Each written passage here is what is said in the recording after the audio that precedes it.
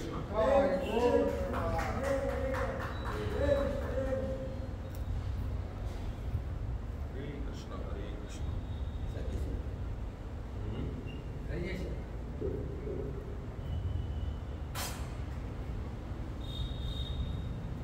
మాతృదేవో భవ, పితృదేవో భవ, ఆచార్య దేవో భవ, అతిథి దేవో భవ. జయ శ్రీ కృష్ణ చైతన్య ప్రభో నిత్యానంద శ్రీ అద్వైత గదాధర శ్రీవాసాది గౌర భక్త బృంద. హరే కృష్ణ కృష్ణ కృష్ణ హరే హరే, హరే రామ రామ రామ హరే హరే. ఏడుకొండలవాడ వెంకటరమణ గోవింద గోవింద. ఆపదములవాడ ఉదయవాసులవాడ శ్రీనివాస్ గోవింద గోవింద. శ్రీదేవి భూదేవి శ్రీనివాస్ గోవింద గోవింద. శ్రీ వెంకటాచల పుష్కరణి భూదేవి ఆదివరహ స్వామి గోవింద గోవింద. మత్స్యకూర్మ వరాహ నారసింహ వామన పరశురామ రామ బలరామ బుద్ధ కల్కి దశావతారే నమః. ఉగ్రం వీరం మహావిష్ణుం జ్వలంతం సర్వతోముఖం నృసింహం భీషణం భద్రం మృత్యుం నమామ్యహం. అహోబిల మాలోల క్రోడ కారంజ భార్గవ యోగానంద చంద్రవట పావనం నవమూర్తి నరసింహస్వామి గోవిందరే నమః. వసుదేవసుతం దేవం కంసచానూరమర్దనం దేవకీ పరమానందం కృష్ణం వందే జగద్గురుం. యదా యదా హి ధర్మస్య గ్లానిర్భవతి భారత అభ్యుత్థానమధర్మస్య తదాత్మానం సృజామ్యహం. పరిత్రాణాయ సాధూనాం వినాశాయ చ దుష్కృతాం ధర్మ సంస్థాపనార్థాయ సంభవామి యుగే యుగే.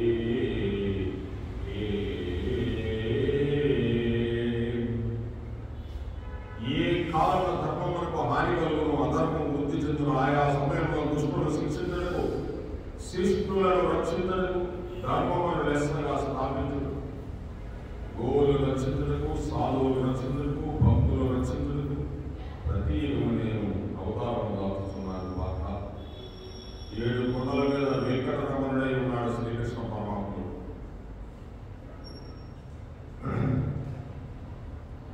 హే కృష్ణ కరుణ సింధో దీన బంధో జగత్పతే గోపేశ గోపికాకాంత రాధాకాంత నమోస్తుతే.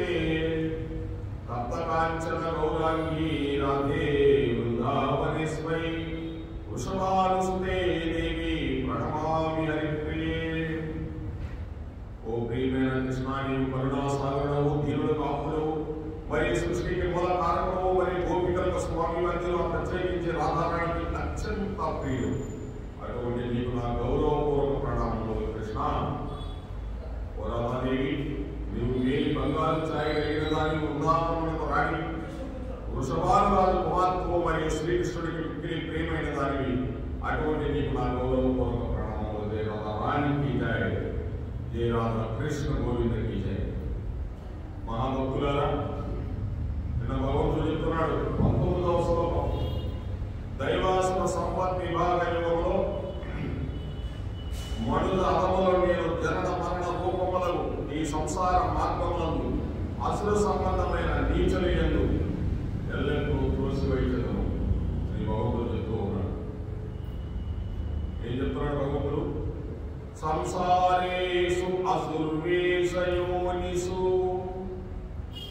ఈ సంసారమే జన్మ పరంపర మీద పడి వారు తమ దుష్కర్మ ప్రభావం చే అందుళ్ళు తప్పించుకోనలేక నానా బాధలు పడుచు క్రిమి కీటకాల నీచ జన్మ జనిత దుఃఖములలో పడిపోతారు. అంతేకాదు దోషి వేస్తారంటున్నాడు భగవంతుడు. అవేమి లేకుండా ఉండాలంటే దైవ గుణాలు ఆలోచించుకోవాలని భగవంతుడు చెప్తున్నాడు. అసుర గుణం గల వారికి దైవ విద్వేషులకి ఎట్టి ఫలితం లభించని చెప్పాడు నేను భగవంతుడు. వారు దైవ గతి అయితే అసుర సంబంధమైన నీచ జన్మములైతే మరణాల వల్ల పుట్టుతుంది. అంటే దైవం లేకపోతే అసుర జన్మలలో నీచ జన్మలు పుడుతూ చనిపోతూ ఉంటారని భగవంతుడు చెప్తున్నాడు.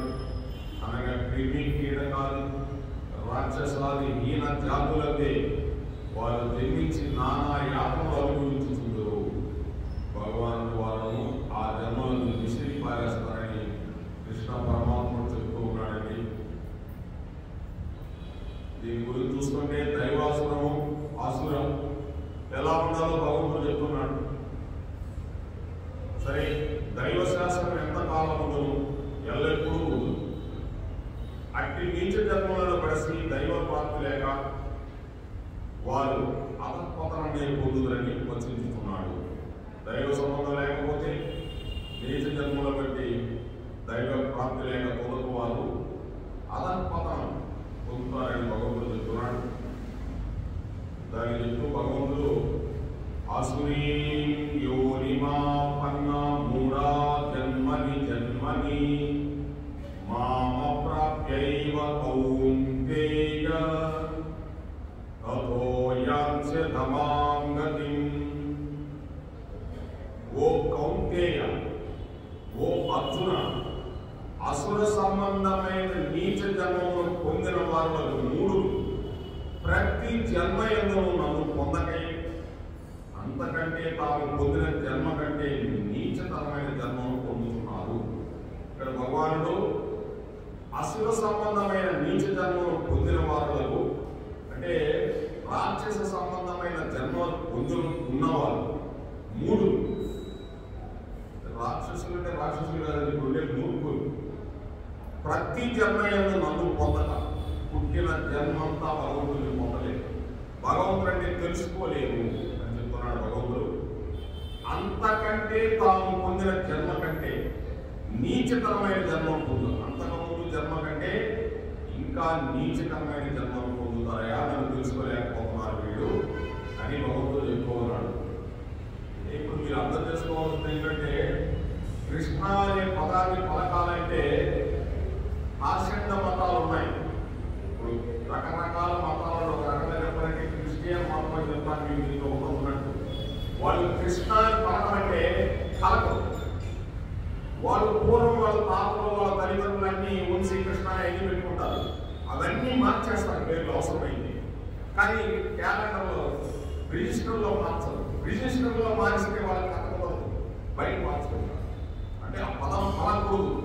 వాళ్ళే నీచపు జన్మలోకి వెళ్ళిపోతారని చెప్తున్నాను. అసుర జన్మలకి వాళ్ళే అంటే వాళ్ళకి భగవంతుడు అంటే తెలియదు, ఏదో లోపంలో తిరుగుతూ ఉంటారు. ఆ విధంగా తయారు చేశారు ఈ ప్రపంచాన్ని. కానీ చెప్తున్నాడు ఓరగా చెప్పడం వల్ల నీచ జన్మలంటే పాపాత్ములను అసుర గుణముల కలవారిని నీచ జన్మలను పడదోసడని క్రిందట శ్లోకంలో భగవానుడు గొప్పగా కలుపుతున్నాడు. పాపాత్ములను అసుర గుణాలు రాక్షస గుణాలు కలవాలని నీచ జన్మలను పడదోసేస్తానయా అని క్రింద శ్లోకంలో వివరించి చెప్పాడు. తదుపరి వారి స్థితి ఏమో ఇతరు తెలియజేసుకున్నాడు. మరలా వాళ్ళ స్థితి ఏమవుతుందో భగవంతుడు ఇక్కడ చెప్తున్నాడు. ఆ జన్మలేస్తే ఏ దుష్కర్మ ప్రభావం చే వారి భగవానుని పొందు సౌభాగ్యమును నోచుకొనలేక, దుష్కర్మ ప్రభావం చే వారి భగవంతుని యొక్క సౌభాగ్యాన్ని నోచుకొనలేక, ఆనందము చవి చూడలేక, తామింతవరకు పొందిన హీన జన్మ కంటే ఇంకను హీనతరమైన జన్మను పొందుదని ఇతడు భగవాను స్పష్టంగా తెలుపుతూ ఉన్నాడు. అంటే మీరు అర్థం చేసుకోండి, పరమాత్ముని తెలుసుకోవాలని అంత ఈజీ కాదండి. ఐదవ ధర్మంలో సనాతన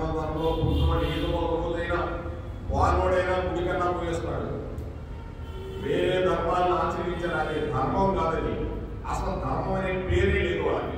అటువంటి వాళ్ళని భగవంతుడు చెప్తున్నాడు నీచ జన్మలో పడేస్తాడు. ఇది ఎప్పుడు చెప్పిందని 400 కోట్ల సంవత్సరాల కింద వస్తూనే ఉంటారు వాళ్ళు. యుగమాత్మలు వస్తూనే ఉంటారు. వాళ్ళు ఏ యుగాలు వస్తూనే ఉంటారు. మరి కాలయవనుడు ఎవరండి? కాలయవనుడు ఎవరు? ఒక రకంగా వేసుకుంటే అదొక జాతి. భగవంతుడు తెలుసుకున్నాడా? తెలుసుకోవాలి. మసి అయిపోయాడు, మాడిపోయాడు. ఆ గుహలో తీసుకొచ్చి నిద్రపోతున్న ఆ యొక్క అయోధ్య శ్రీనివాసం సంబంధించిన ఆయన నిద్రపోతుంటే ఆయన దూరంగా నిద్రపోతుంది. ఆయన ప్రభుత్వం ఓటు పెట్టుకుంది. ఒకసారి కళ్ళు ఎదురుగా చూస్తే మాడి మసి అయిపోతాడు కాలయం. అటువంటి వాళ్ళందరూ అసలు చేస్తారు. భగవంతుడు తెలుసుకోలేదు. భగవంతుడి ప్రసాదం తిన్ను. భగవంతుడి నామాన్ని ఉచ్చరించమంటే ఉచ్చరించరు. భగవంతుడి పొగ పీల్చమంటే పీల్చరు.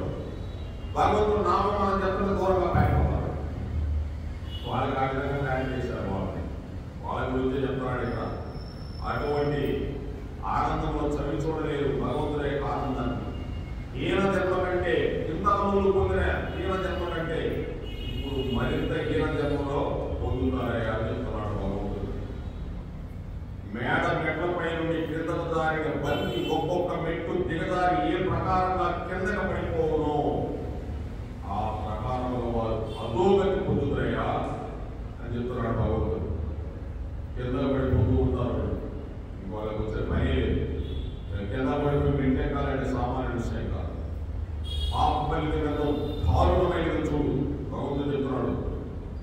పాప ఫలితం ఎంతో దారుణంగా ఉంటుంది. కావున ఇటువంటి భగవద్వాక్యములు వినిన తరువాత దురాచార పరులు తమ దుర్వృత్తుల ఇక కట్టి పెట్టి సత్పదగాములై వర్తించుట శ్రేయోదాయకం.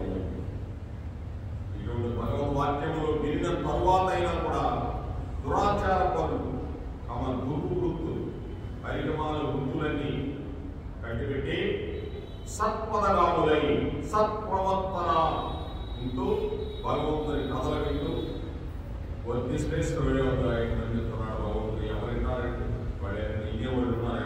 ఎవరైనా ఎవరు నడుచుకుంటాడు? ఎవరో నడుచుకోడండి. చెప్పేవాడు ఉంటే వినేవాడు ఉన్నాడు కలియుగంలో. వినేవాడు ఉంటే చెప్పేవాడు దొరకడం. ఇలా ఉంటుంది కలియుగంలో.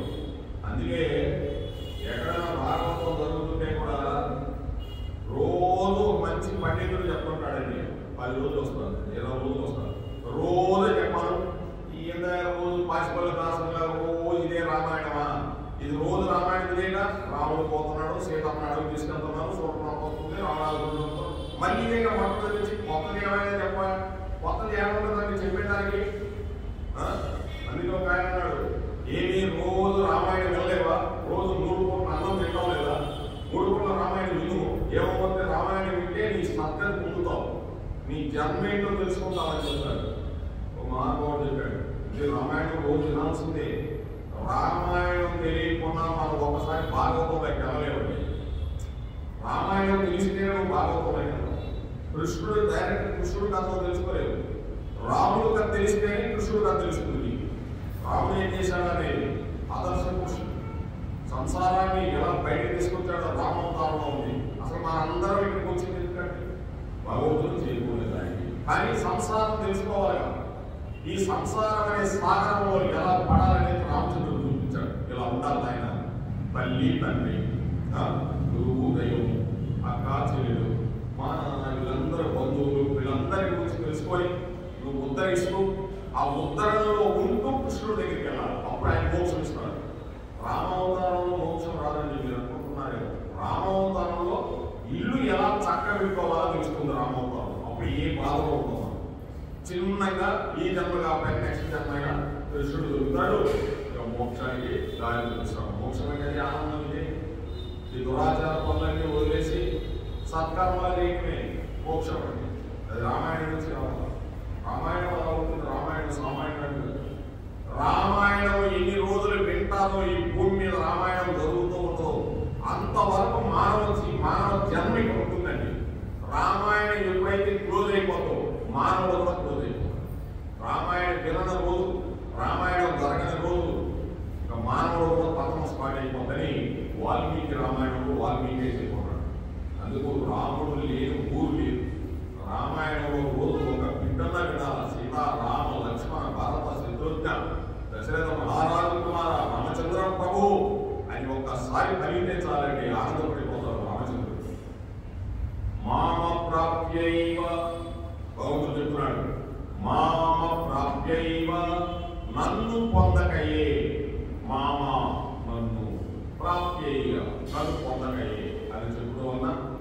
వారికి దైవ ప్రాప్తి లేకపోగా ఇంకనూ హీనతరమైన జన్మము కలుగుతున్నదని భగవంతుడు ఈ పద్యంలో చెప్తున్నాడు.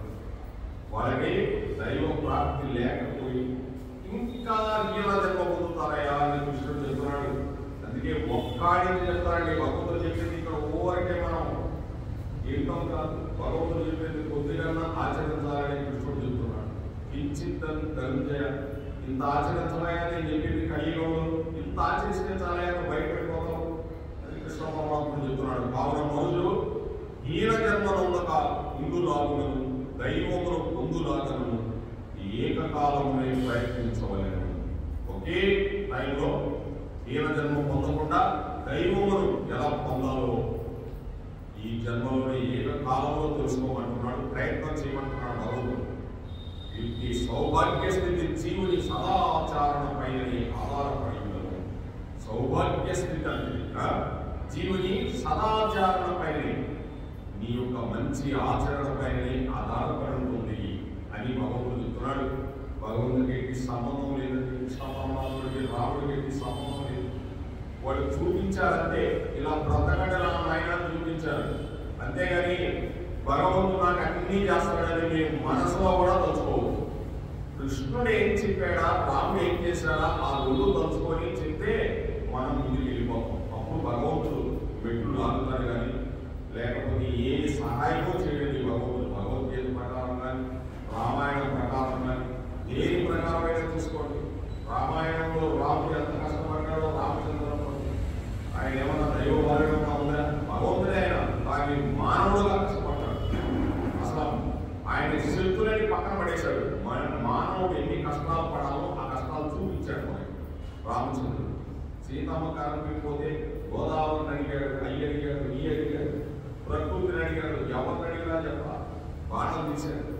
ఈ మొత్తాన్ని, ఈ సూర్యచంద్రుని మొత్తాన్ని ఒక బాణంతో స్మాష్ చేసేస్తాడు. సీతమ్మ ఎటుపోయిందో మీ అందరికి తెలియదా? ప్రకృతికి అన్నాడు. లక్ష్మణుడు వెంటనే తీసి, అన్నయ్య నీ కోపోద్రిక్తులో మొత్తం అంతరించిపోద్ది, ఒక్క సీతమ్మ కోసం ఇంతమందిని సంహరిస్తావా నీవు? నీవే కదా అన్నయ్య చెప్పింది సర్వజీవుల్ని ప్రేమించాలి. వదిలి ఎట్టుపోయిందో ఎవరు తీసుకోపోయారో తెలుసుకున్నాం అన్నయ్య. అన్ని జీవరాశులు సంహరిస్తే మనం ఏం చేస్తాడు కదా. అప్పుడు రాముడు మళ్ళీ బాణం బాగుంటున్నాడు. అంటే పక్కన చెప్పేవాడు మంచోడు అయి ఉండాలండి. చెప్పేవాడు మంచోడు వేసేయాలన్నయ్య నీకు ఎందుకు బాణం తర్వాత చూసుకున్నావు, ఎంత పోతే పోతారు అన్నాడు అనుకో అయిపోయిందండి. అందుకోసమే రామాయణం అలా ఉంటుందండి. రాముడు బాణం తీస్తాడు, లక్ష్మణుడు ఆగడతాడు. లక్ష్మణుడు ఒకసారి రెచ్చిపోతుంటాడు, రామచంద్రుడు ఏం మాట్లాడు, లక్ష్మణ ఆగవయ్య అంటాడు. అంతే ఇంకేం మాట్లాడు, ఒకటే మాట. ఎంత లక్ష్మణుడు ఎంత హై సర్పం లేచినట్టు నిలుస్తాడు. అప్పుడు కూడా వస్తువు తగ్గిపోతుంది కదా, బుస్సు తగ్గిపోయిన తగ్గిపోతాడు రాముడు. రామచంద్రుడు మాట అంటే మాటే. ఇక రాముడు ఊరికే చెప్పడం చేయడం ఉండదు. ఒక్కసారి చెప్పాడంటే ఇంకొక మాట్లాడు, చెప్పింది చేయకపోతే. అందుకోసం వాళ్ళు భయం. రాముడు మాట్లాడకపోతే వీళ్ళు బ్రతకలే అన్నదమ్ముడు. రామచంద్రుడు వాళ్ళు మాట్లాడితే వీళ్ళు బ్రతకలే. అంటే మనకి రామాయణం చూసుకుందండి.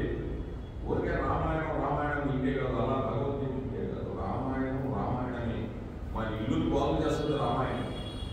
ఎంతో మంది కష్టాలు పాలైపోతుంటాడు తల్లిదండ్రులు కానీ, వాళ్ళు లేక వీళ్ళు లేక ఎన్నెన్నో రకాలు ఉంటాయి. రామాయణం తెలుసుకుంటే శాంతంగా ఉంటాం, అందరం ఆనందంగా ఉంటాం. ఈ ఈది బాధలు ఉండవు. ఎంతో మంది ఆత్మహత్యలు చేసుకొని చనిపోయి ఉన్నాడు, భార్యలు, బిడ్డలు, తల్లిదండ్రులు, వాళ్ళు. ఇవన్నీ రామాయణం తెలియకనే. రామాయణం తెలిస్తే ప్రశాంతంగా ఉంటాడు. అది తెలియకనే రామాయణం. ఈ విధంగా మనుషులు హీన జన్మనంతులాగా ఉండకుండా దైవములు పొందులాగా ఏకకాలంలో మీరు ప్రయత్నం చేయండి అని కృష్ణ పరమాత్ముడు చెప్తూ ఉన్నాడు. ఇది సౌభాగ్య స్థితి జీవుని సదాచారణపై ఆధారపడి అని భగవంతుడు చెప్తున్నాడు. నీ యొక్క సదా ఆచరణపై ఆధారపడి ఉంటాయా? నువ్వు భగవంతుడు తెలుసుకోవాలన్నప్పుడాను నీ భగవంతుడు చెప్తున్నాడు. సామాన్య విషయం కాదు.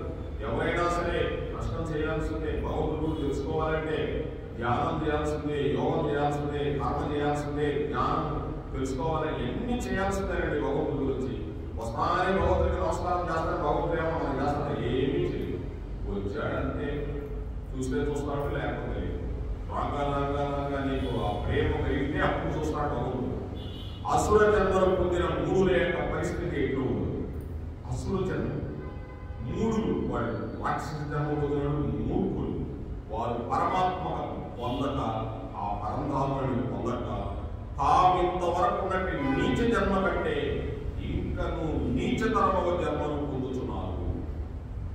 ఆ పరమాత్మను పొందక ఇప్పుడున్న నా జన్మ కంటే ఇంకా పరమ నీచమైన జన్మ పొందుతాను నేను. ఇంకా భగవంతుడు తెలుసుకోలేకపోతే, భగవంతుడు తెలుసుకోవడం అంటే ఏంటి? భగవంతుడు చెప్పింది మనం వింటామే, దాన్ని ఆచరణలో పెట్టడం అంతే.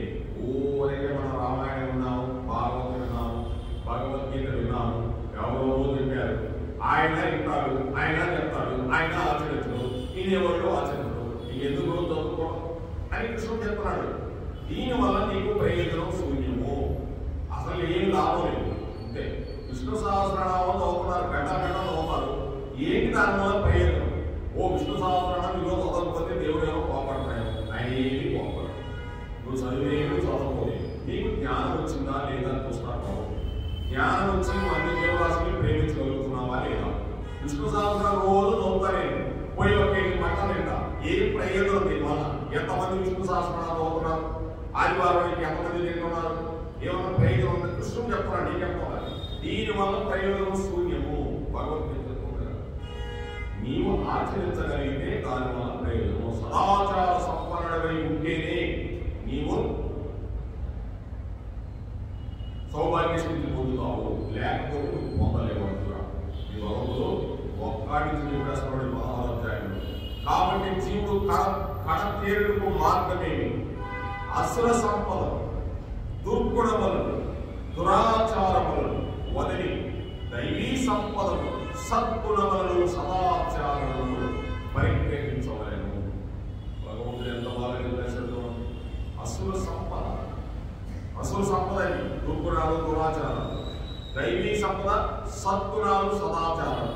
చూడండి, రెండింటి ఏంటో ఈ దుర్గుణాలు, దురాచారాలు. ఇది సద్గుణములు, సదాచారములు. దురాచారాలు ఇస్తే సదాచారాలు. ఎంత అందరూ రెండు పదాలు తీసేస్తే అంత మార్పు చేస్తుందండి.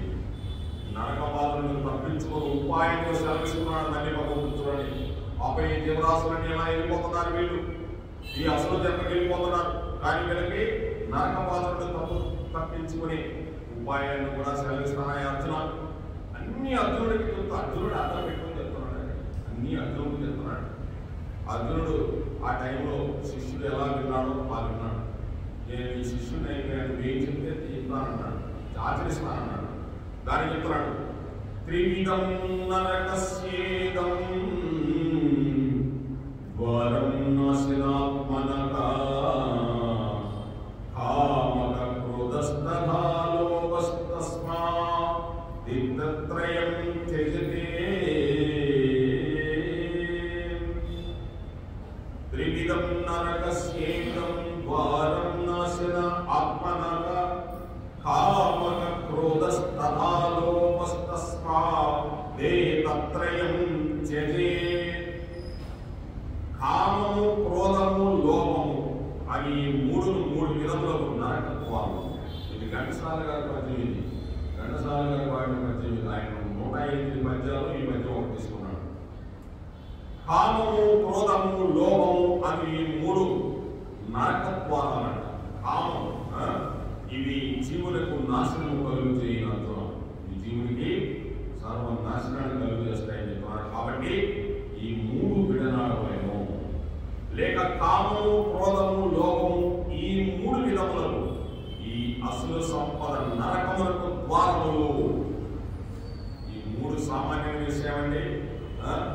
కామము, క్రోధము, లోభము లేని వాడు ఎవరో చెప్పండి. లోభం అంటే మీకు తెలుసు, ఒక బాగుంటే ఇక్కడ లోభం. కామం అంటే కోరికలు, క్రోధం అంటే ఆ కోరికల్లో నుంచి వస్తాయి. ఇవన్నీ దాంట్లో నుంచి వస్తాయండి. ఈ మూడు వదిలేమని చెప్తున్నాడు భగవంతుడు. నరకద్వారాలు ఇవి అసుర సంపదకి నరకద్వారాలు ఇవే దాటి ఇచ్చినాయంట మనకి అని భగవంతుడు చెప్తూ ఉన్నాడు. నరక ప్రాప్తికి హేతుభూతమైన దుష్టత్రయ ఈ శ్లోకమును తెలియజేయబడుతున్నది. ఈ మూడు త్రయానికి ఈ మూడు దుష్టాలు, ఈ దుష్ట దుష్టులు, ఈ మూడు కూడా మనకి నరకానికి దారి చూపిస్తాయంట. ఆ మూడు కామాలు నరకములకు ద్వారముల వంటివి. ఈ మూడు కూడా నరకానికి పోయేదానికి ద్వారం. నరకం అంటే ఏమన్నా నరకం ఉందండి?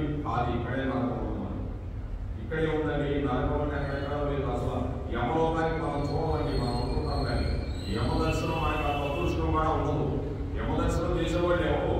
ధర్మరాజు లాంటి చేసేది యమ దర్శనం. మనం చేయగలిగామా? మనం చేయలేదు. ఎంతో సామాన్య విషయం కాదు. ఎప్పుడు చూస్తారండి ధర్మ ప్రభుకి. మనం ఇక్కడే ఉంటాం, ఇక్కడే ఉంటూ జీవుడు ఇక్కడే తిరుగుతూ ఉంటాడు.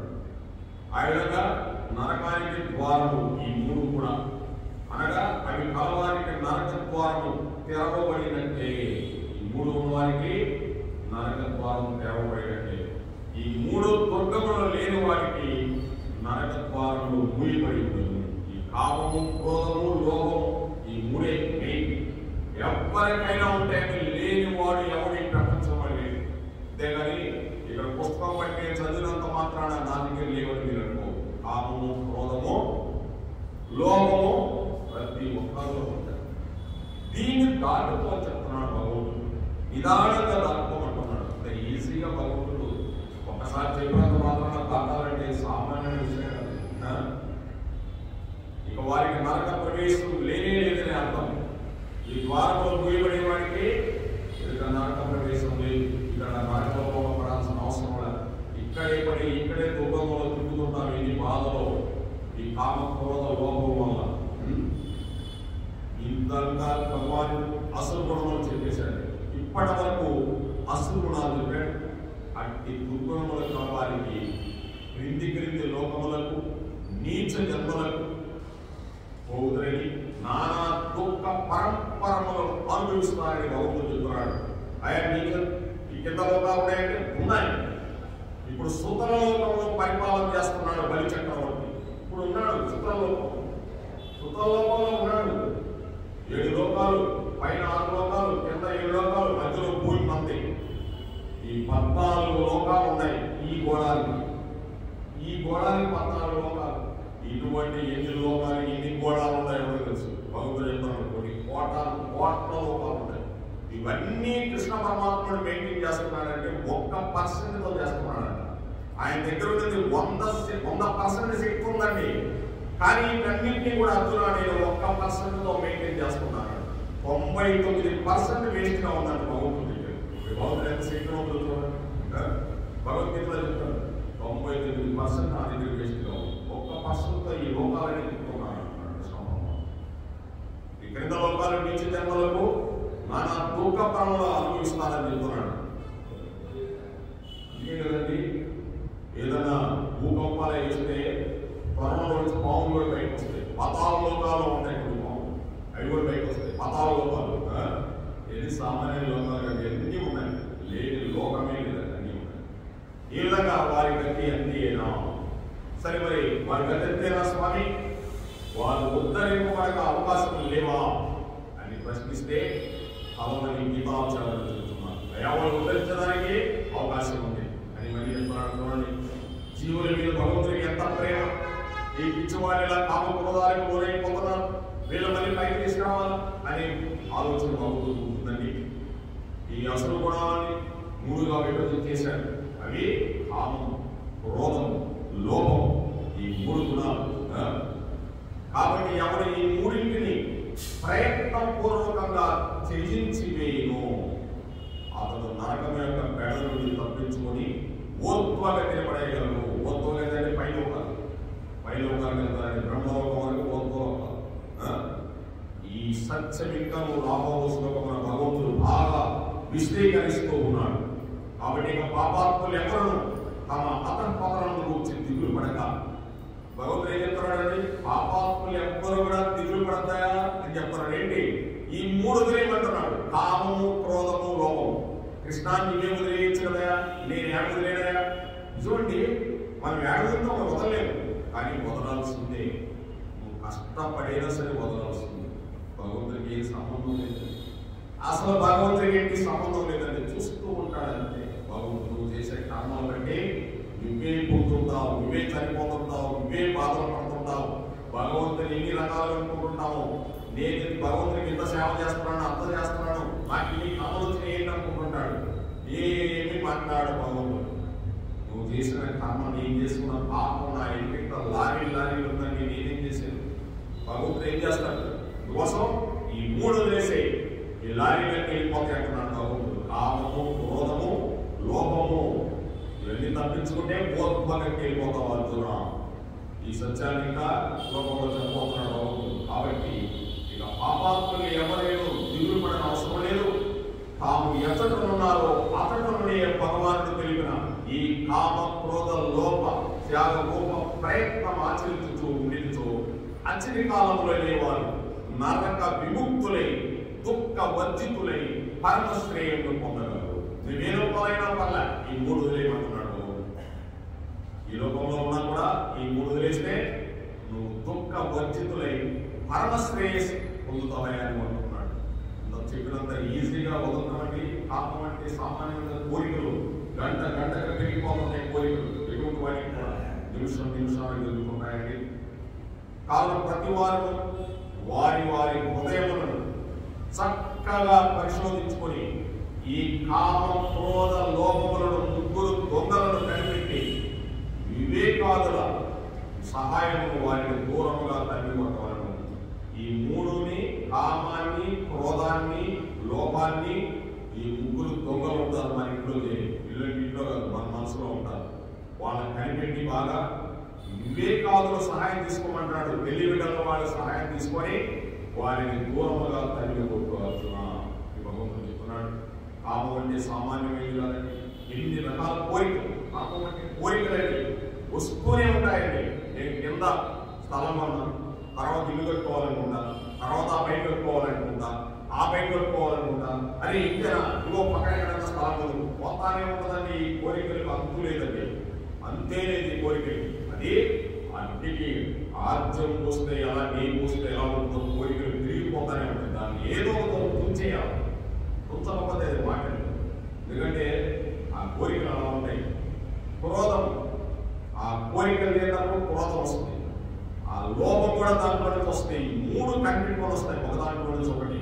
దానికి వీటన్నిటినీ వివేకాదులంటే ఇలాంటి భక్తుల ద్వారా తెలుసుకొని వాటిని కలిగిపోవటాన్ని భగవంతుడు చెప్తూ ఉన్నాడండి. ఈ శ్లోకం త్రివిధం అను పదము, నరకం అను దాని కాక ఇదం అను పదములకు విశేషంగా చెప్పాడు. అంటే కామ, క్రోధ, లోపములను 3 విధములుగా అసురీ సంపద, ఇది నరక ద్వారము. ఈ అసురీ సంపదని 3. ఈ అసురీ సంపదని నరక ద్వారమని భగవంతుడు చెప్పాడండి. అందుకే త్రివిధం నరకస్యేదం ద్వారం నాశనమాత్మనాః. ఈ త్రివిధం, ఈ 3 నరకస్యేదం, నరకానికి ద్వారం. అవి ద్వారాలు చూపిస్తున్నాయి. ఈ 3 నరకానికి ద్వారం. అందుకే నరకానికి పోతాడంటే నరకానికి ఎందుకు పోతాడండి? ఏం చేసుకున్న పాపాలను బట్టి ఖచ్చితంగా పోతాం నరకానికి. ఎక్కడికి పోతాం? నరకం అంటే ఇక్కడే నరకం అనుభవిస్తాం. ఈ జన్మలో అనుభవిస్తాం, వచ్చే జన్మలో అనుభవిస్తాం. ఈ బాధలు యమ బాధలు మామూలు బాధలు కాదు. ఎవరికైనా ఆలోచన చేసుకోండి. ఏదో ఒక బాధలండి. భార్య వల్ల, తల్లిదండ్రుల వల్ల, బిడ్డల వల్ల, బంధువుల వల్ల, స్నేహితుల వల్ల ఏదో ఒక బాధలు ఉంటాయి. ప్రతి మానవుడికి ఉంటాయి. లేని వాడు మహా యాక్టర్, ఆయనకి లేవో బాధలు. ఆయన బ్రహ్మాండమైన ఇల్లు కట్టుకున్నాడు ఒక ఆయన. చెప్పాలంటే అభిమిల్లా రోడ్డు మద్రాసులో పెద్ద ఇల్లు కట్టే 1962లో కొన్నాడు. ఆ ఇల్లు ఆయనకి ప్రాణం అనుకున్నాడు. తర్వాత అక్కడే ఉన్నాడు. 80లో ఆ పిల్లలు వెళ్ళిపోయారు, బిడ్డలు వెళ్ళిపోయారు, ఆయన వదిలేశాడు, అన్ని వదిలేశాడు. ఆ ఇల్లు చీలమైపోయింది. దాంట్లో చేరాల్సిన ఈ నరక శైత్యాలని చేరిపోయాడు. దాని తర్వాత 170 కోట్లు కమ్మేశారు. ఆయన ఏదో కూడా తెలియదు లాస్ట్కి. ఆశ్చర్యం కదండి. ఏది ఉండదండి ఇక్కడ. ఈ కోరికలే బలవంతంగా మనం ఎత్తుకుపోతుంటాయి. ఆ నారాయణుడి మీద కోరిక ఒక్కటే మనం తీసుకెళ్ళేది. మన ముందు ఎంత మంది వెళ్ళిపోయారో చూడండి. ఎవడైనా నేనే వెళ్ళిపోవాల్సిందే, ఎవరైనా వెళ్ళిపోవాల్సిందే. ఈ కోరికలు చాలా బలంగా ఉంటాయండి. అంత ఈజీ కాదు. కృష్ణ పరమాత్ముడు ఎలా కూర్చొని మనలో కూర్చొని చెప్తుంటాడు, ఈ 3 వదిలేరా, ఈ 3 వదిలేరా అంటుంటాడు. ఏం వదిలేస్తాం? ఈ 3 సామాన్యమైన ఒకదానికి ఒక చేరు వస్తుంటాయి. మనవరాలు పుట్టిందంటే బంగారు చేయించమంటారు. ఆ బంగారు చేయించమని ఇంకో బంగారు చేయించమంటారు. ఎన్ని రకాలు వస్తాయండి ఇవన్నీ. అని వీటి అభ్యాసం, యోగాభ్యాసం చేత సాధించవచ్చు. వీటన్నిటి మీద మమకారం పెట్టుకోవాలి. నువ్వు ఉంచుకోవాలంటే ఇవన్నీ నువ్వు తెచ్చుకోవాలి. అవి ఆటోమేటిక్గా వచ్చేసి నువ్వు వద్దన్నా వచ్చేయి, నువ్వు వద్దన్నా వెళ్ళిపోతాయి, నువ్వు పట్టుకున్నా ఉండవండి. ఉంటాడా? కొడుకు పుట్టాడు, కూతురు పుట్టింది, వచ్చా ఎంతో ముద్దుగా పెంచుకోమో, చేశాం అది చేశాం ఇది చేశాం, ఉండమంటే ఉన్నారా? తోసేస్తాం మనమే, వెళ్ళిపో పెళ్లి చేసుకోండి, మా ఇంట్లో ఉండదు. కూతురు చూస్తావా? వయసు వచ్చింది తోసే, అబ్బాయి ఉంటాడా? ఏదో ఉద్యోగం చేసుకుని వెళ్ళిపోరా సరే మళ్ళీ బాబు ఉద్యోగానికి వెళ్ళిపోయాడు, ఇప్పుడు ఏం చేస్తున్నాడు, నీకు ఎందుకంత బాధ? తోసేసావు, మళ్ళీ వాడి గురించి బాధ ఎందుకు? 24 గంటలు ఈ కోరికలు అలా ఉంటాయండి. సామాన్యమైన కోరికలు కాదు. కృష్ణ పరమాత్ముడు అంటే ఆయనంటే పరంధాముడు. ఆ పరంధాముడు కాబట్టి ₹1 వేల దోబిలో నుంచి కింద పడిపోతే దాన్ని తీసుకొని కళ్ళొత్తుకొని మళ్ళీ దోబి వేసుకుంటాం మనం. కృష్ణ పరమాత్ముడు ఇంత ద్వారకా నగరాన్ని నిర్మించి ఇంతమంది భక్తులు, ఇంతమంది గోవులు, కొన్ని కోట్ల మందిని ద్వారకా నగరంలో పెట్టి వెళ్ళిపోయేటప్పుడు కృష్ణ పరమాత్ముడు ఆ నది దగ్గర కూర్చొని ఒకరినొకరు కొట్టుకుంటుంటే ఏమీ తెలియనట్టు కాలు మీద కాలేసుకొని కూర్చున్నాడు. కొడుకులు కొట్టుకున్నారు, మనవలు కొట్టుకున్నారు, అందరూ దగ్గర ఆయన కళ్ళతుంది. బలరాముడు చూస్తూ ఉన్నాడు. అన్నయ్య వెళ్ళిపోదామా అన్నాడు. తప్పకుండా తమ్ముడు అన్నాడు. ఆయనకు అర్థమైపోయింది పరమాత్ముడు. ఆయన పాటికి ఆయన వెళ్ళిపోయాడు. ఆదిశేషుడై సముద్రంలో కలిసిపోయాడు. ఈయన పాటికైనా శరీరాన్ని వదిలేసి ఆయన పాటికి ఆయన వెళ్ళిపోయాడు. ఈ ద్వారకా నగరం నుంచి పోయి వారం రోజులు ద్వారకా నగరంలో ఒక్కడి మొత్తం తెచ్చిపోయాడు.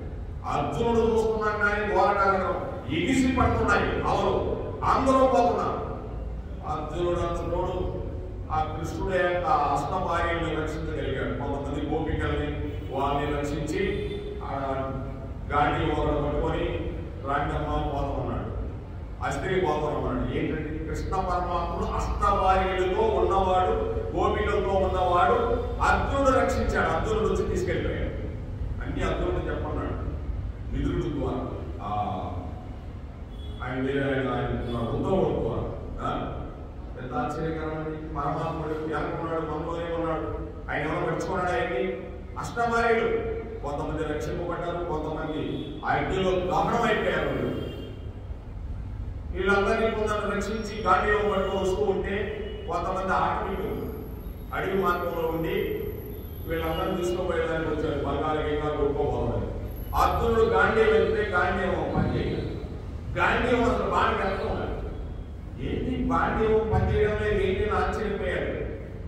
తర్వాత ఏం చేస్తాడు? అందరిని వదిలేసి కొంతమంది ఏదో చేసుకొచ్చుకున్నాడు, అసలులో పెట్టాడు. తర్వాత వాళ్ళందరూ కూడా వెళ్ళిపోయారు.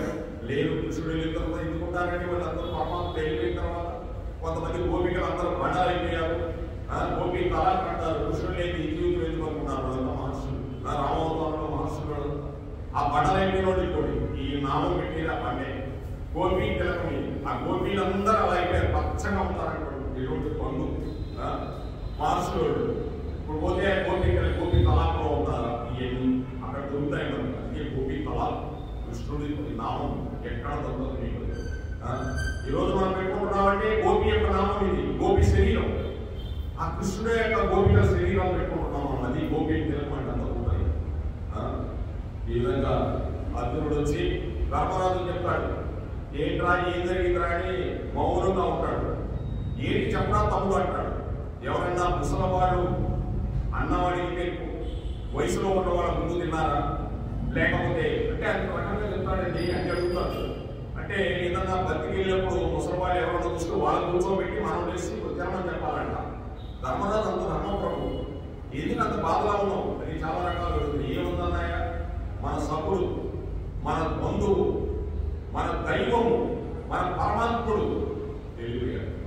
నా కళ్ళ ముందే ద్వారకా నగరం మొత్తం మునిగిపోయిందన్నయ్య. నేను కొంతమందిని రక్షించమని గాంధీవం తీస్తే గాంధీవం పనిచేయలేదన్నయ్య. ఈ గాంధీవం ఉంది, నేను యుద్ధం చేశాను, నేను వీళ్ళందరినీ సంహరించాను అని విరవనీగిపోయానన్నయ్య. నా సభుడు, దైవం, పరమాత్ముడు ఆయన లేని తర్వాత ఈ గాంధీవం కూడా పనిచేయలేదన్నయ్య. నన్ను దొంగలు కొట్టారన్నయ్య. ఇదిగో ఈమె దెబ్బలు కొట్టారన్నయ్య. కొంతమందిని తీసుకొచ్చానన్నయ్య. చూశారండి ఎంత ఆశ్చర్యకరమండి. భగవంతుడు లీల చూడండి. ఆయన పడికి ఆయన వెళ్ళిపోయాడు. ఆయన వెళ్ళిపోతే వెళ్ళిపోయాడు. ఈ అర్జునుడు దెబ్బలు కడుతున్నాడు. అయితే అర్థమేంటి? మనం అనుకుంటాం నేను సంపాదించాను, నేను చేశాను, ఇదంతా అనుకుంటాం. కానీ నీవేమీ చెయ్యి. ఆయన ఉండబట్టే ఈ శరీరంలో నీ ఆట పాట కాట దానం భజన అంతా. ఆయన వెళ్ళిపోయిన మరుక్షణ రోత గప్పు ఏక్యము దుర్గంధము తీసాడు పడేస్తారు. అది ఈ స్టోరీ. ఇంతకంటే స్టోరీ ఏమో భగవంతుడు అన్ని మతాల్లో చూపిస్తాడండి. పరమాత్ముడు వర్గాలను ఎందుకు ఉంచేసిన ఆయనకే తెలియాలి, మనకేం తెలుసు.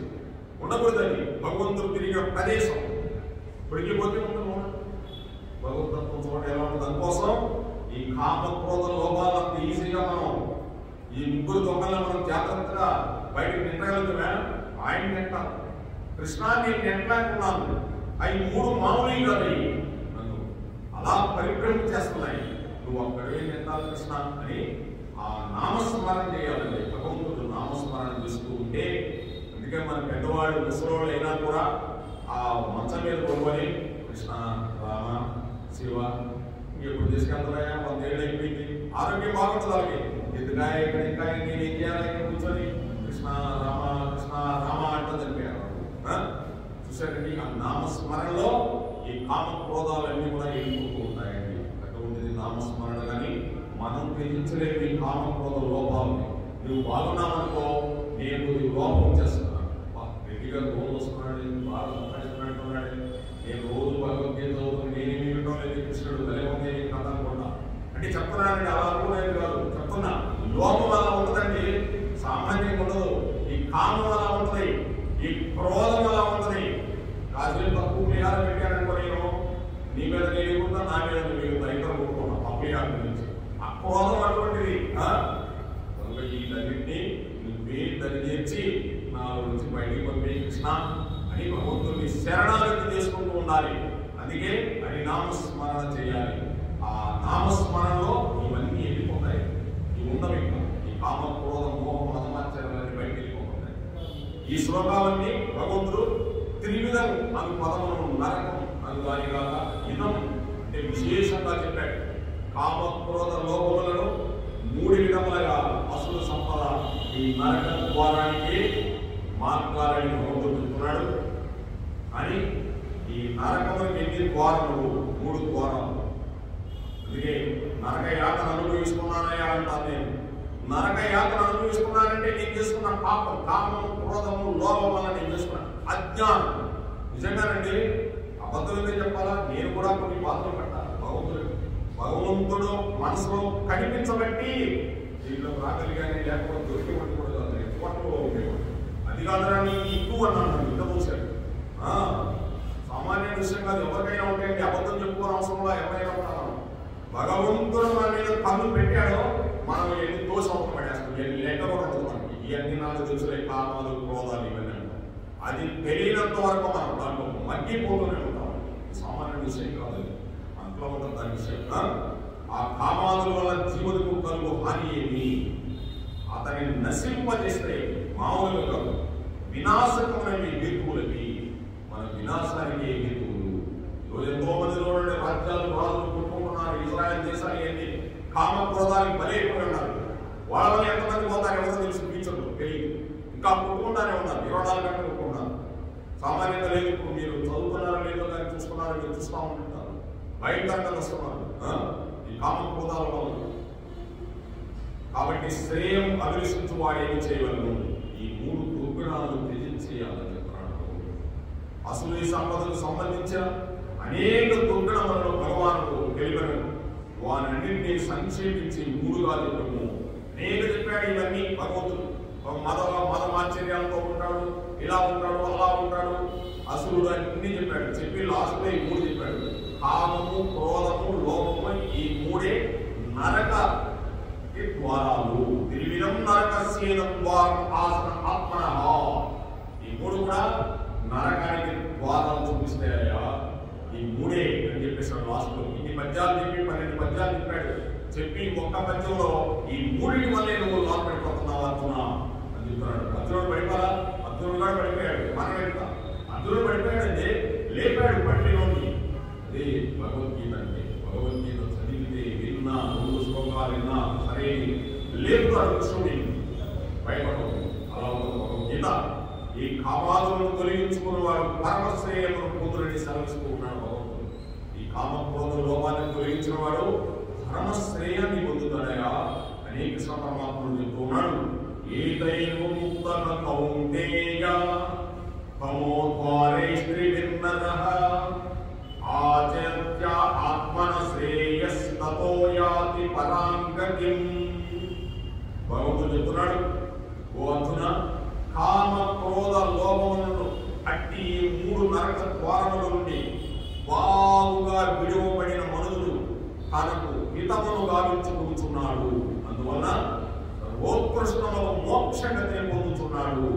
ఇక్కడ ఏం చెప్తున్నాడంటే భగవంతుడు, కామ క్రోధ లోభములను అట్టి వాటిని ఈ 3 నరక ద్వారముల నుండి బాగుగా విడివడిన మనుషుడు, విడివడిన మానవుడు తనకు హితమును గావించుకుంటున్నాడు. ఈ 3 ఎప్పుడైతే వెళ్ళిపోతాయో తనకు తానే హితాన్ని తెలుపుకుంటున్నాడు. హితం అంటే చాలా గొప్పదండి. అందువల్ల సర్వోత్కృష్టము మోక్షాన్ని పొందుతున్నాడు. భగవంతుడు ఈ 3 గాలు వేస్తే మోక్షం పొందుతాడు. మోక్షం అంటే తపం చేసినంత మాత్రం మోక్షం అదండి. ఎందుకు వాళ్ళంత భారీ తపం చేశారంటే ఈయనలో ఉన్న కామ క్రోధ మోహ మదమాచారాన్ని పక్కన పెట్టాలి. విశ్వామిత్రుడు చేశాడు, భారీ తపస్సే చేశాడు, ఏమన్నా వదిలేడా. మేనకు వచ్చింది, మేనకు వస్తాన ఆ రూపాన్ని చూసి కామానికి బలైపోయాడు. బలైపోయి ఆ వల్ల ఒక సంతానోత్పత్తి ఇక్కడ బాధను గుర్తించేశాడు. మళ్ళీ దీనికి నేను బలైపోయా, ఇంత చేశాడే తపస్సు అనుకోని మళ్ళీ తపస్సు చేశాడు. చూశాడండి, ఎంత తోడైనా పడిపోతాడండి. ఇదేం సామాన్య విషయం కాదు. నేను నిష్టగా ఉంటానంటాడు. ఏది నిష్టగా ఉండేది పెద్దది యాక్టర్లు కూడా నిష్టగా ఉండరు కూడా కట్టే నిష్ట లేదు, పోష్ట లేదు, ఏం లేదండి. కృష్ణుడు చెప్పింది అక్కడ చేసే యాక్షన్ వేరుగా ఉంటుంది. ఇది నిజమైన యాక్షన్. ఏం చెప్పాడని చేయటమే. అక్కడ ఏమన్నా ఎవరైనా చేయొచ్చు, నువ్వైనా చేయొచ్చు. నీకు కూడా యాక్షన్ ఏంటో నువ్వు కూడా యాక్షన్ డైరెక్ట్ చెప్తే అలా చేయొచ్చు అంతే. నువ్వు అనుకుంటే అబ్బాయి చాలా నిష్టగా ఉన్నాడు. ఏది నిష్ట ఉండేది, నిష్ట లేదు, ఏం లేదు. ఎవ్వరైనా కూడా పతనమైపోయిన చివరి వయసులో తెలుస్తుందని బాధలు పెట్టుకోండి. వయసులో ఉన్నప్పుడు బాగా తిరుగుతాడు, ఏమైనా చేస్తాడో చెందుతాడు. వయసులో ఉన్నప్పుడు చివరి వయసులో తెలుస్తుంది అతను పతనం ఏందో బాగా గుర్తు పెట్టుకోండి. ఎవరినైనా కూడా గుర్తు పెట్టుకోండి. చివరి వయసులో తెలుస్తుంది అతను చేసిన పాప కర్మలన్నీ చివరికి తీసుకెళ్తాడు భగవంతుడు. భగవంతుడు ఇక్కడ చెప్తున్నాడు, ఈ 3 గంటలు విడిపడితే సర్వోత్కృష్టము మోక్షగతిని పొందుతావయ్యా. అంతవరకు పొందలేదు. మోక్షం అంటే సామాన్య విషయం. ఎటువంటి వాళ్ళు మోక్షాన్ని పొందారండి? తుకారాం బాబా సతీ సక్కుబాయి ఎన్ని బాధలు పడిందంటే సతీ సక్కుబాయి ఈ కామ క్రోధ మోహాలన్నీ వదిలేసింది. తుకారాం బాబు వదిలేశారు, పునరీకాక్ష వదిలేశారు, ఇటువంటి మహాభావులు వదిలేశారు. ఇటువంటి వాళ్ళని 6 మంది మహాభావులు పూటలు పెట్టుకున్నారు. వాళ్ళందరూ కూడా వదిలేసిన వాళ్ళే. అందుకే భగవంతుడు చేరుకోగలిగారు. అంటే భగవంతుడు చేరుకోవాలంటే ఊరికి తపస్సు చేసినంత చేరుకోలేరండి. ఈ 3 వదిలేయాలి. ఈ 3 ఎప్పుడైనా వదిలేస్తాడు. వివేకానందుడు వదిలేశాడు, రామకృష్ణ పరమహంస వదిలేశాడు. మన కళ ఉంది. వీళ్ళంతా ఇప్పుడు ఉండేవాళ్ళు వదిలేశారనుకుంటారు. ప్రోత్సాహాలు చేసేవాళ్ళు వీళ్ళందరూ వదిలేశారంటే ఏ మాత్రం ఎంత కూడా వదలలేరండి. సామాన్య విషయం కాదు అది. చాలా కష్టం. కృష్ణుడు చెప్తున్నాడు. అంటే భగవద్గీత చెప్పాలన్నా, భగవద్గీత వినాలన్నా నువ్వైనా చెప్పచ్చు. కూర్చొని భగవద్గీత పెట్టాలని కాదు. కృష్ణుడు ఏం చెప్పాడు చెప్పుకుంటా, నువ్వు కూడా అర్థం చేసుకోవడం చెప్తే మేము అడుగుతాం. దీన్ని పట్టుకోవాలన్నా కూడా అందరూ పట్టుకోలేరు. భగవద్గీత సామాన్య విషయం కాదు. దీన్ని ఆచరణ చేయాలి, లేకపోతే ఈ పోతాడు ఎట్లా అట్లుంటుందని. భగవద్గీత సామాన్యంగా ఉండదు. ఇవన్నీ భాగవతం వెళ్ళి కథలు, భక్తుల కథలు. ఇది డైరెక్ట్ భగవంతుడితో మాట్లాడతాం. ఆ ఛానల్ లేదు, ఈ ఛానల్ లేదు. ఇది డైరెక్ట్ ఛానల్. భగవంతుడితో డైరెక్ట్ మాట్లాడతాము. అలా ఉంటుంది. ఈ కామ క్రోధ లోపములను ఈ 3 దుష్ట గుణములు ఉన్నంత వరకు ఎవ్వరూ కూడా వృద్ధిలోకి రాలేగలుగుతున్నాం. తీసిన పడేసాడండి. ఒకటే మాట అంటే ఎవరు ఇంటేమి ఎనకపోతే అర్జునాన్ని ఒక్కడికి కూడా చాలుకోవాడు. అందుకేనండి ఈ కామ క్రోధాలు ఉన్నంత వరకు ఎవరు వృద్ధిలోకి రాలేకపోయా అని చెప్పేశాడు బాబు. దీని గురించి మనం ఆయన పెద్ద భక్తులు, ఈయన పెద్ద భక్తులు మనం ఏం అనుకోని అవసరం లేదు. ఏమీ అనుకోని అవసరం లేదండి. ఈ కామ క్రోధాలంటే సామాన్యంగా ఉంటాడు భక్తుడు. మరి ఎలా ఉంటాడంటే అలా సామాన్యంగా ఉంటాడు. ఒక వ్యక్తి దాని మీద కూర్చొని వచ్చే భక్తులందరికీ ఆయన కాల నమస్కారాలు చేసుకోవడం, ఆయన పెద్ద పెద్ద మెడలో బంగారు దండలు వేసుకోవడం, ఒక్కొక్క డ్రెస్సు 20,000 30,000 పెట్టేసుకోవడం ఏం ఉండదు. మా మానవులు ఎలా తిరిగారో అలా తిరుగుతాడు. అంతేగాని ఒక ఆశ్రమం నేను పెట్టుకున్నాను, ఆశ్రమంలో కూర్చున్నాను, వచ్చే భక్తులకు ఎన్ని ఉండదండి. భగవద్గీత ప్రకారం చెప్పేది వేరు, వినేది వేరు, చేసేది వేరు. ఇలా ఉండదు భగవద్గీత. అందుకే భగవద్గీత వినాలని అందరూ వెళ్ళలేదు, భయపడిపోతారు. ఓయమ్మ ఏంటి మనం ఆచరించడానికి అనవసరం పారిపోతున్నారు. అందుకే ఒకనొకడు మాత్రమే యథార్థంగా తెలుసుకున్నాడు అర్జున. అట్లు తెలుసుకున్న వాళ్ళు కూడా ఒక్కడ మాత్రమే నన్ను పొందుతాడు అని చెప్తున్నాడు భగవంతుడు. అంతే ఈజీ కాదు. భగవంతుడు ఎంతో మంది వస్తుంటారు, పోతున్నారు. ఎవరో ఒక్కరు సత్యాన్ని పొందుతాడు. ఈ విధంగా సత్యాన్ని పొంది వాడు నాలోకి వస్తాడు అర్జున అని చెప్తున్నాడు. నువ్వు వస్తావా అర్జున అన్నాడు. అర్జునుడు కూడా పోలేకపోయాడు.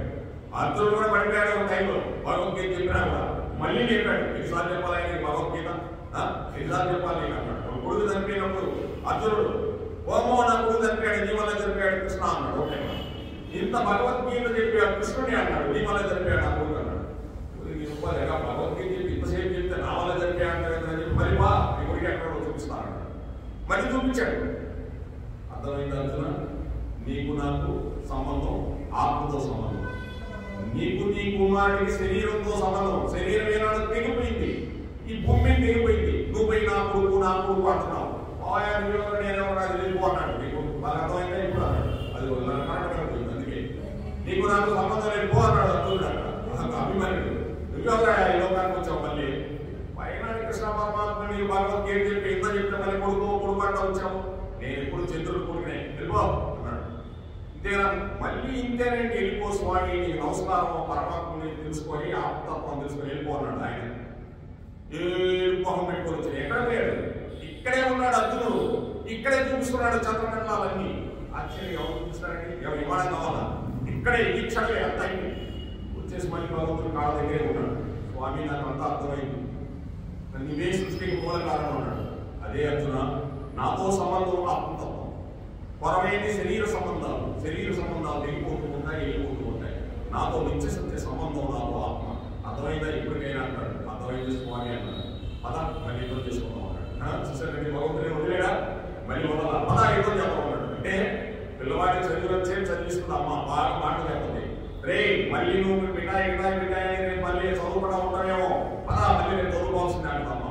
చూసారండి, అలాగే అర్జునుడు కూడా పలాయితాడు అన్నాడు.